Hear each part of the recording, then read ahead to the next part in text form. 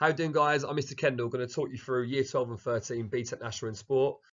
Okay, guys, this is your course breakdown over a 2-year period. In Year 12, we have 66% of our content. It's the heavier content. We like to try and get this out of the way in Year 12. It's 2 exam papers. The first exam is Unit 1, and this is Anatomy and Physiology, and you'll do that with me, Mr. Kendall, that is. Unit 2 is Fitness Training and Programming. That's with Mr. Stevenson. In Year 13, it makes up the final 33% in the 2 coursework units. Unit 3 is Professional Development in Sports Industry. That's with Miss Derrick. And Unit 4 is Sports Leadership finally, and that's with myself again. Okay, Unit 1, Anatomy and Physiology. Over this year, you will look at 5 different topics. It's probably worth saying at this point as well, if you have done GCSE previously, this will aid you with this unit, just because it will give you a base knowledge on topics that you've covered previously. It's not saying that you can't do this if you haven't done GCSE, it just means you have to work that a bit harder to get yourself back up to that base level and to get that good grade in the exam. The first section of this is the skeletal system, where we'll be looking at things like the femur, the humerus, different bones of the body and how they aid us. Second is a muscular system, things like our biceps, triceps, how these muscles in the body help us during sport and carry out everyday life tasks. Unit 3 is our cardiovascular system, looking at the heart, oxygen, carbon dioxide, how these parts of the system aid us and help us during sport and activity. Unit 4 is the respiratory system. This is basically looking at our lungs and how this affects us. And the final one is energy systems, things such as the ATP-PC system, the aerobic system, and how this helps us in sport and everyday life.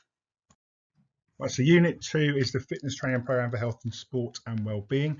In this unit, you will sit a controlled assessment under exam conditions, looking at training programs for different clients. For example, you might have someone who's 50 years old who doesn't take part in any exercise, and you've got to talk about how you would design a training program for that person. The first thing we look at is the effects of lifestyle choices on health and wellbeing. These things like alcohol, smoking, stress, sleep, the job people have, whether they're active or not and take part in physical activity. The second area is looking at nutritional and training methods, so looking at people's diets, how you can modify diets, and what sort of training methods might be used to help someone to improve their exercise levels and improve their health and well-being.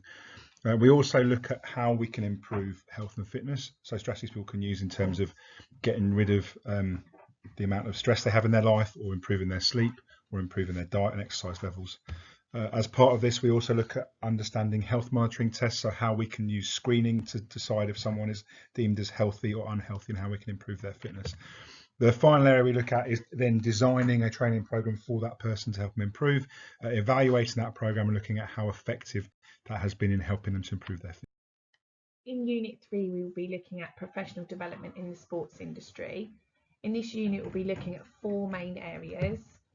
This unit is a coursework-based unit with a practical interview element. So in part 1, we look at careers and job opportunities, and we particularly focus on the career paths of a sports psychologist, a sports coach, and a PE teacher. In part 2, we look at your own personal skills and qualifications, and we think about how these could aid you in following a particular career pathway. In part 3, we look at recruitment. We will explore job adverts and create a CV, letter of application, and we will plan and prepare you for an interview. In part 4, we will evaluate your performance in the interview process. Okay, over the Unit 4 Sports Leadership, you'll learn how to plan, teach and evaluate your own leadership skills. It starts off with the planning stage, where you'll make different session plans, coaching plans, before you lead the session itself. When you're teaching, you'll lead some students from a younger year group, and the opportunity to evaluate this afterwards. We'll use different theories during sport. So things like the inverted U theory, things like the attribution theory to help analyse your coaching performance. BTEC PE can lead to many opportunities during your professional life. It's worth saying at this point that BTEC PE is worth just the same as an A-level PE, and you can achieve at universities and in jobs with exactly the same level of grades. It's accepted identically the same. Teaching and coaching, going down the route of being a PE teacher, primary teacher, further on into head of year, maybe as a personal trainer. That base knowledge of our skeletal system, muscular system is really going to help you in these sort of areas. In the health and media world, maybe going down the strength and conditioning, performance nutritionist avenue, or in media, looking at things such as sports journalists from using that business side of the course.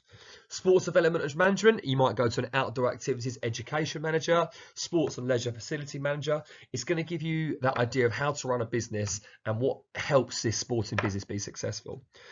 Also, different avenues such as maybe a police officer, a firefighter, they're going to need this base knowledge. You're going to need to know how the body works and how you're going to get the most out of your body. Science as well, obviously, of physiotherapists, sports therapists, those anatomy and physiology units will really aid you in this section.